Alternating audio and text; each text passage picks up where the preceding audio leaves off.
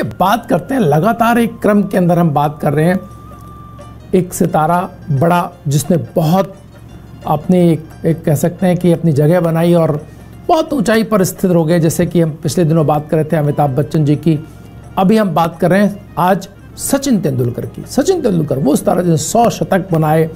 और क्रिकेट की दुनिया के अंदर सूर्य की भांति उनका एक स्थान है। वहीं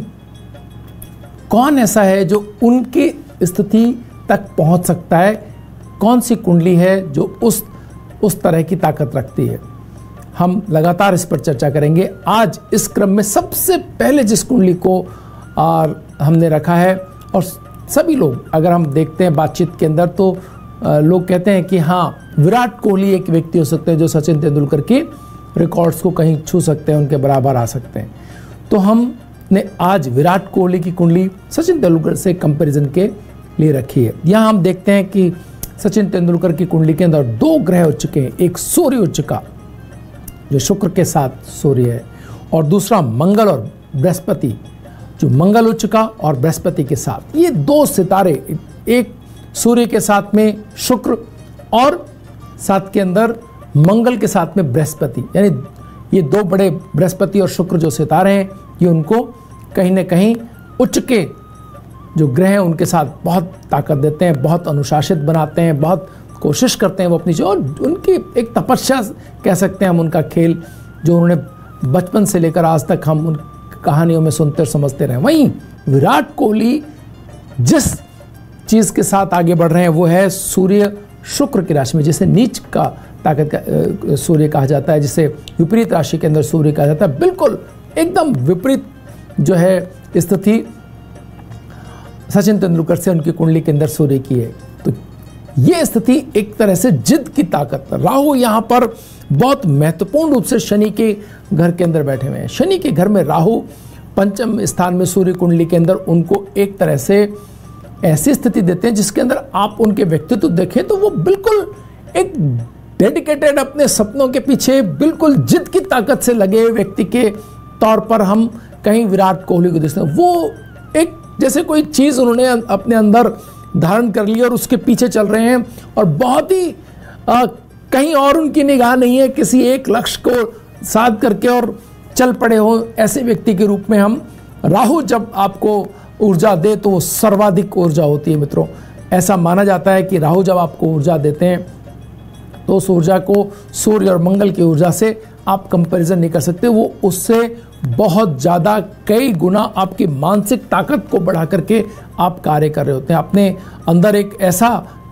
डिसिप्लिन या कहें जिद की ताकत ले आते हैं कि चीज़ों को ऊंचा उठाते ही चले जाते हैं। वो यहाँ विराट कोहली कुंडली में देखते हैं, जहाँ विराट कोहली की कुंडली के अंदर शुक्र और सूर्य ने राशि परिवर्तन किया है। इसके मायने क्या है? इसके मायने ये हैं कि शुक्र की ताकत सूर्य को मिल गई और सूर्य की ताकत शुक्र को मिल गई है। एक प्रकार से उनके अंदर जो अपने इरादों की शक्ति है वो बहुत बेहतर तरीके से कहीं ना कहीं अपने अंदर उन्होंने इकट्ठी करी, और उसी के दम पर वो आगे बढ़ते जा रहे हैं। कोई ऐसा लग रहा है कि जैसे शतक बनाना उनके लिए कोई बहुत महत्वपूर्ण बात नहीं है, और जिस तेजी से वो इस लक्ष्यों को पीछा कर रहे हैं वो तो अकल्पनीय है। यहाँ रन मशीन उनको एक तरह से कहा जा रहा है कि वो जब आते हैं तो रनों का अंबार एक तरह से खड़ा कर उनके बैट से सिर्फ रन निकल रहे हैं। शनि का बृहस्पति की राशि में होना विराट कोहली के और कीर्ति स्थान में होना, उनको वो कीर्ति भी बहुत स्थायी कीर्ति क्रिकेट के अंदर जो है वो उनको मिलती दिखाई। क्योंकि सारे प्रतिद्वंदी जो जिनसे विराट कोहली का मुकाबला था उनको पीछे छोड़ते हुए आगे बढ़ रहे हैं। वहीं हम देखते हैं सचिन तेंदुलकर की कुंडली के अंदर, सूर्य कुंडली के अंदर तीसरे स्थान के अंदर, कीर्ति स्थान के अंदर केतु बैठे हुए हैं, और बुध इसके स्वामी होकर के, बुध मीन राशि के अंदर नीच के होकर के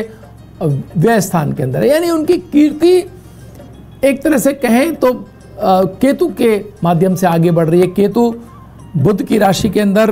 कहीं ना कहीं ऐसी स्थिति बनाते हैं। राहु और केतु, तेंदुलकर को भी राहु केतु बहुत ताकत देते हैं, और उनके लिए एक लगातार उनको लाइमलाइट में बने रहना, लगातार उनके लिए अब अच्छी चीज़ों की एक तरह से कहें कि लोग उनके बारे में बात करते हैं कि ये बेहतरीन है, सबसे